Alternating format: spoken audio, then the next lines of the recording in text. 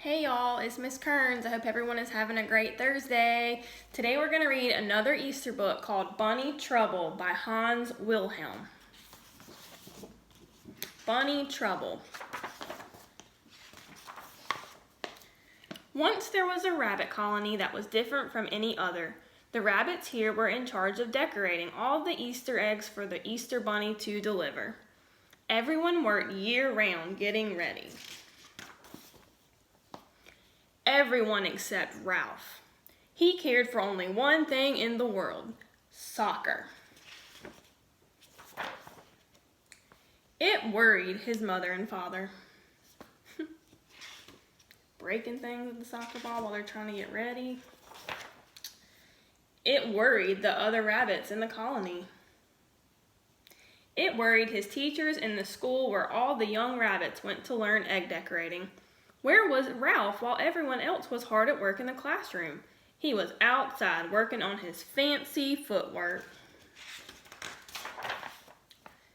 It worried his sister Liza, especially when he ruined her birthday party.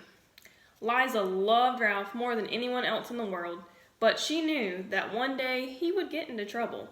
He just didn't fit in. Each year, as Easter approached, everyone got busier and busier. The chickens laid more eggs. The painters, the jelly bean makers, and the basket stuffers all worked overtime. Ralph had to work too, but he had a hard time keeping his mind on his job.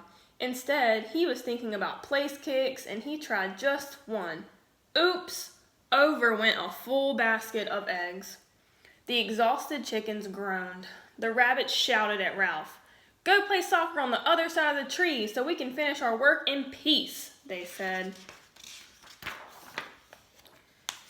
Ralph was glad to go. He went off to play by himself on the other side of the forest. That night, he did not come home. His mother wept and wrung her hands. Where could he be, she wondered, and with Easter just 2 days away. Morning came. Still Ralph had not come home. Liza slipped out to search for him. She found him not far away, locked up in a cage. A farmer had caught him while he was practicing his dribble in the cauliflower field. "The coach always told us to look where we were going, not at our feet," Ralph joked sorrowfully. "Don't worry," Liza told him. "I'll go and get help." She ran back, past the busy rabbits, calling, "Mama, Mama, we must save Ralph. The farmer has caught him and is going to make him into Easter dinner."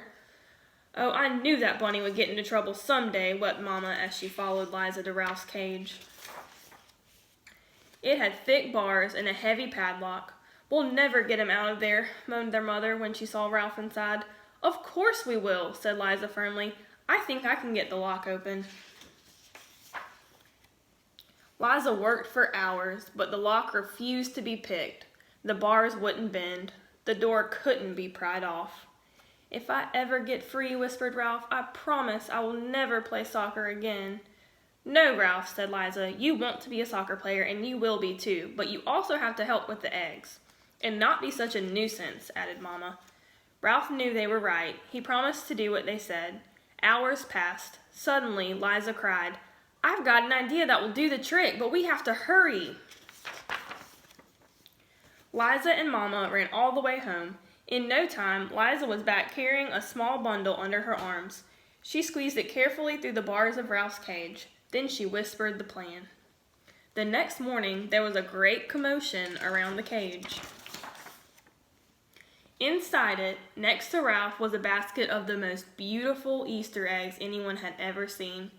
Some were polka-dotted, some were dyed deep purple, and some were painted with rainbows. The farmer's children gathered around. "He must be the Easter Bunny," they exclaimed with wonder. "How else could he have gotten those eggs? We must let him go, or there won't be any Easter for us." So the farmer opened the cage door. Ralph ran home as fast as he could. But he didn't forget Liza's words. He did try harder with his painting. Ralph even became known for one special design, which he did far better than anyone else, and almost as well as kicking, passing, and scoring. So look, he turned the Easter eggs into soccer balls. I hope y'all enjoyed this book. I'll see y'all again tomorrow.